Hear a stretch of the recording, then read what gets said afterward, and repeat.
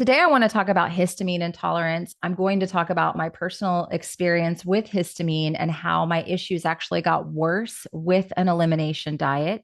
I want to talk about what I've seen with clients. And then I'm really going to talk about 7 root causes of histamine intolerance that often get overlooked by standard care and even functional medicine that go beyond diet because we are so quick to pin everything on food. And that's just a small sliver of the equation. So if that's interesting, stay tuned for the video. If you're new here, my name is Sarah. I'm board certified in applied quantum biology by the American Naturopathic Medical Board.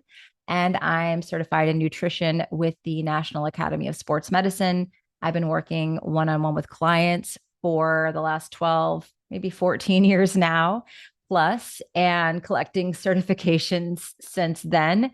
And I've also done Dr. Tom Cowan's new biology curriculum. So I really take a lot of different ways of looking at the human body as well as what actually works. I talk to people every day. I have 500 members in my private community that I converse with pretty much on a daily basis as well. And I really listen to people and say, this works and this doesn't work. I also, to my own detriment, still read my YouTube comments. And like I mentioned, videos that are still getting comments 5 years later are videos where I'm talking about the carnivore diet and histamine intolerance. So, again, if all that interests you, stay tuned. I want to mention one quick thing that is a little bit time sensitive. I have been gathering resources with my really good friend, Carrie Bennett, for the last 2 years about topics like this, about histamine intolerance, circadian rhythm work, metabolic work, light, safe sunlight exposure, nutrition, movement, and nervous system, and even homeopathy. We've been working on this project for 2 years, and we have a resource. It is $6,500 worth of programs, and it's only $50. It's called the Health Alchemy Bundle. I'm going to put a link in the show notes. And if you're on YouTube, I'll put it in the pinned comment as well. There are so many amazing things in this bundle, and it's only available through the 23rd, which is this Friday. And we're not going to do any encores or extensions. It's a one-time deal. And one of the courses is Dr. Becky Campbell. It's her $297 histamine course. So it's got histamine nutrition. It's got some ways of looking at supporting the gut and the liver, estrogen detox, which I'll talk about in this video as well. So such an amazing resource, as well as my Safe Sun Exposure course, 3 nervous system courses, 3 courses on non-native EMF, 3 courses on cellular hydration from people that we trust. So if that interests you, make sure that you head down to the show notes or the link in the pinned comment to grab that resource. We're not going to extend it. And it's just a great, great thing if you're just starting off on your health journey, or if you've been doing all the things for a while and you want to look at things like nervous system regulation to add in to your arsenal. So make sure you check that out. Okay. Histamine intolerance. Let's just start with my personal story. Now, I have, if you haven't noticed, gotten rid of, or I've deleted a lot of videos on my YouTube channel from 2020, 21, 2019 that are very carnivore focused, mainly because to my own detriment, like I mentioned, I read the comments and people are so mean on some of these old carnivore videos. It's still, even though I still do believe that carnivore is a great therapeutic tool and intervention, a lot of people have very strong feelings about it. And I just got really sick of being the brunt of their feelings on a regular basis. So those videos are down off my channel. But in 2020, spring of 2020, I had been doing carnivore for a solid year and 3 months. It was really helpful in the very beginning to calm down inflammation in my brain, in my body. My mental health improved, my gut health improved. I would eat and look 3 to 5 months pregnant every single time. That was gone. My skin issues were gone. But in the spring of 2020, after again being strict carnivore for about a year and 3 months, I was reacting to things like bone broth. I was reacting to meat that was left over, that I would heat up ground beef that had been in the fridge for a day or so. I was reacting to egg whites, to cheese, all kinds of things like that. And so my initial reaction was to become more restrictive and to make the carnivore diet low histamine, which did give me some relief. I also added in things like DAO rich foods, kidney, thymus, and even a little vitamin C supplementation, which all did help tremendously. But it wasn't until I met Dr. Becky Campbell, and the interview I did with her in 2020 is still up on my YouTube channel, where we talked about some of the root causes of histamine intolerance and some solutions of, again, supporting the liver, supporting the gut, supporting some moving estrogen out of the body, because I'm a genetically poor detoxer of estrogen. I know that Dr. Cowan doesn't believe in genetics. I still think we need to have a name to communicate certain things. So I still use these terms that I know Dr. Cowan is not a fan of, but we need to understand terminology. So I was able to basically still stay mainly carnivore and get histamine issues to improve vastly. Now, when I implemented light circadian biology, sun exposure, because histamine is actually made from histidine, which gets activated in the skin when we go out into strong sunlight. That's one mechanism, and helps to clear histamine from the body. That took things up to the next level. That's when I was able to really start losing weight. That's when my metabolism improved, when I began to implement things like metabolic flexibility and seasonal foods.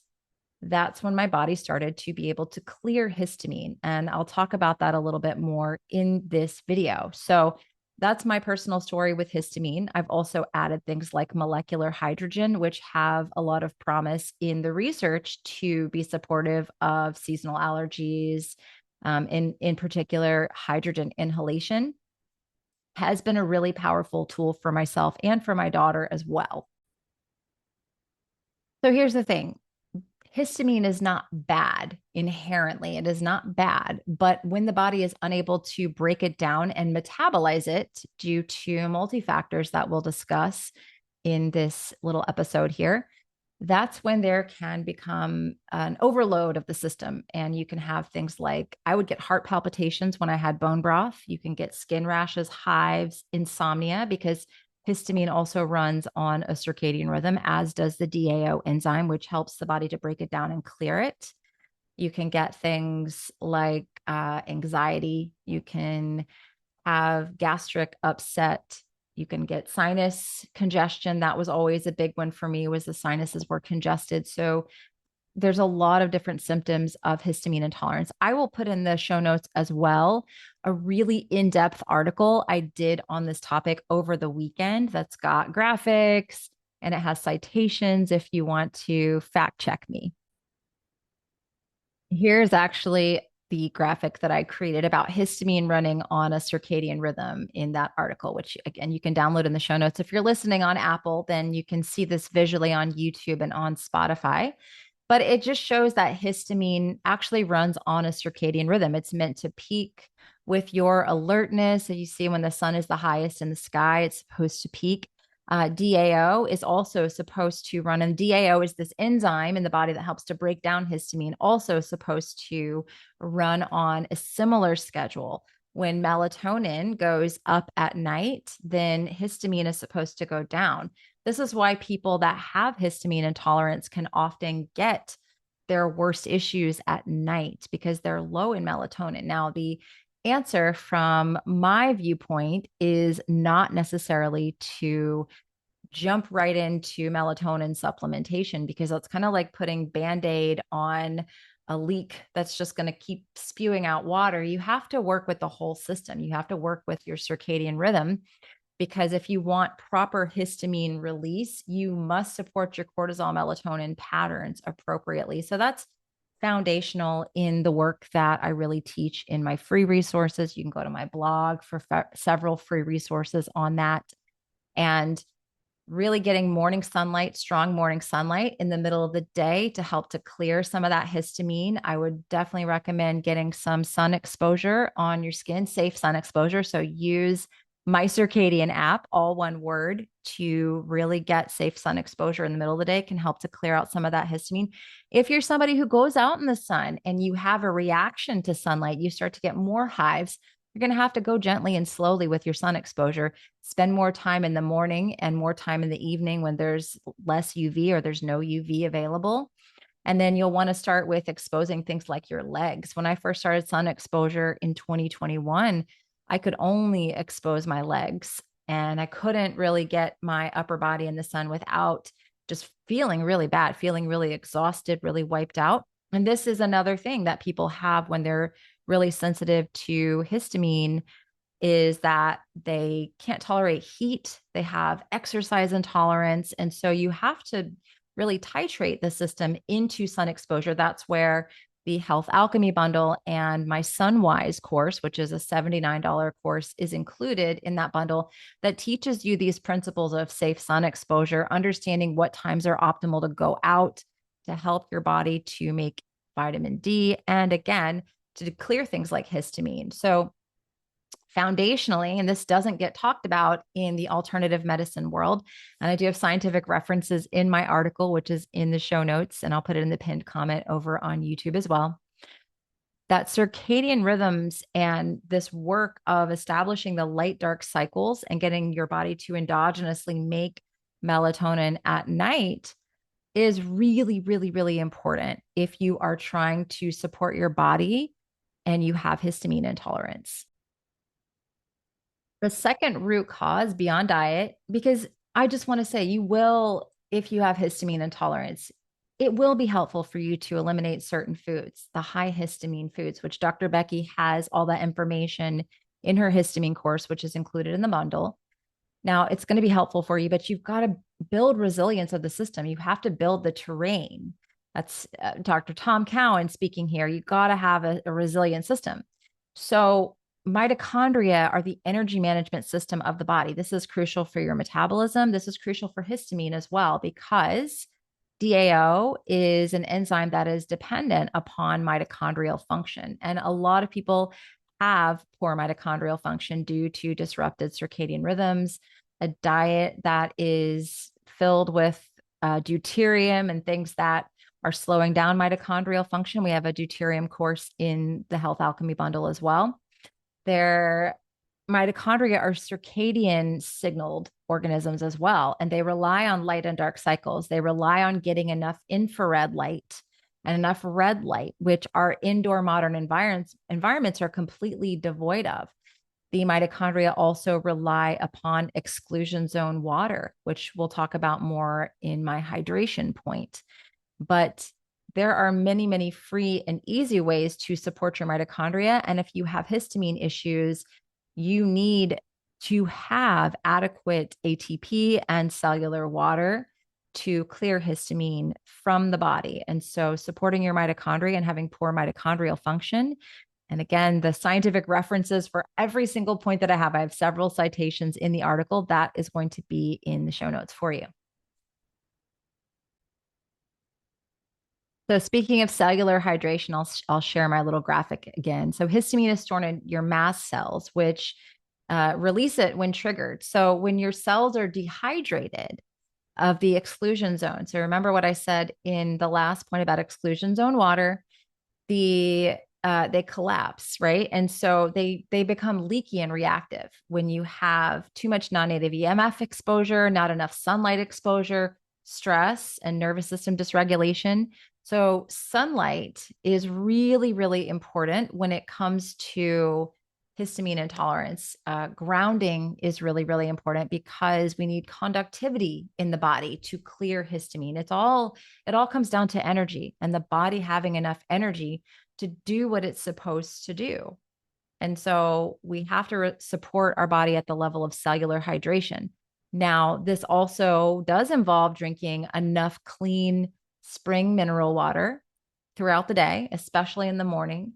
There's a book called The Body's Many Cries for Water by Dr. Batmanjali, which I always mispronounce that. So pardon me if I've done that once again, but I highly recommend that book, The Body's Many Cries for Water, as it goes deeper into this topic. But what this doctor was essentially able to show was that the histamine cascade was triggered by dehydration. Something that simple can actually trigger histamine issues. And I've seen it time and time again in my community. where I have people to really be cognizant of the type of water that they're drinking. So, clean spring mineral water, making sure you have adequate minerals in your water, drinking it throughout the day. And this is why I think hydrogen can be a powerful mechanism for allergies, for histamine issues, because it supports exclusion zone water. It also supports the mitochondria and clearing out the excessive reactive oxygen species as a selective antioxidant. And so hydrogen is a very, very supportive thing that you can add in. I'll put the hydrogen that I like in the show notes, but I do want to also say that I've seen people heal histamine issues just by implementing these other things and not even necessarily the hydrogen. For me, it's been a big bonus, but I think that's one of the reasons why it can be such a powerful tool if you've got histamine intolerance. The next thing I want to talk about is going to be metabolic flexibility. And this is where diet can come into play again. And this is why, and it isn't something that typically happens right away for people. It takes a bit of time. For me, it was about a year and 3 months, and it coincided with spring. But staying in a ketogenic state or staying in a low carb state for too long can become an issue because metabolic flexibility is needed in order to, again, clear things out of the body. And so if you're unable to switch from fat burning to sugar burning, most people, they're stuck in sugar burning mode. They never go into fasting mode. They're very metabolically inflexible in that regard, but there are outliers. And like I said, the video that I did on the carnivore diet and histamine intolerance still gets comments every other day. And so understanding metabolic flexibility and utilizing this is important. That's why I think our diets should be local and seasonal. Again, following a low histamine diet going to be really, really helpful, but it's only the beginning. You have to build resilience of the system, and part of the resilience of the system is metabolic flexibility. Estrogen dominance is also a big issue in liver stress. So estrogen really upregulates histamine receptors and slows DAO expression. So women in perimenopause a lot of times will get histamine issues, believe it or not. I think that was another coinciding factor because I was 40 at the time and starting to enter that really hormonally sensitive time. I was able to get pregnant and have a baby after that, 2 years after that, in fact. So these things can be supported, but perimenopause, birth control, toxic exposures, those skincare products. Someone asked me about self-tanning products. Those can be xenoestrogens. So those are things that can actually make your histamine symptoms worse.